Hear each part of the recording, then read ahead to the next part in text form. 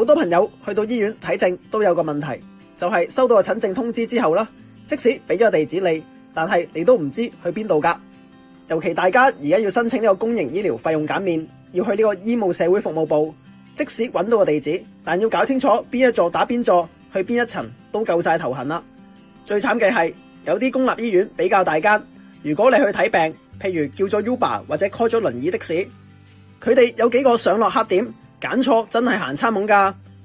但係原來有樣嘢可以幫大家解決呢個問題嘅，就係利用 HA Go 裏面嘅院內導航啦。首先喺 HA Go 嘅主頁裏面啦，揀翻院內導航，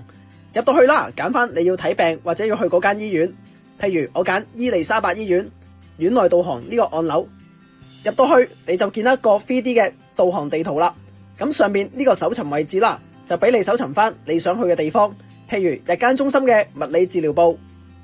然後啦佢就會定位嗰個部門或者診所喺邊個位置噶啦。而左手邊位置啦，亦都顯示埋佢嘅樓層喺邊，咁就包冇去錯啦。不過唔係間間醫院都有呢個 3D 地圖噶，但係佢哋都會提供好清晰嘅指示俾你。好似九龍醫院咁，揀咗九龍醫院之後啦，大家撳院內導航，佢啦就會俾你揀你想去嘅地方。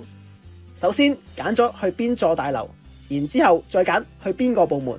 然後佢就會顯示一張張嘅步驟圖片，慢慢教你點去呢一個位置。所以大家可以善用呢個院內導航功能，咁就省卻好多喺醫院揾地方嘅麻煩啦。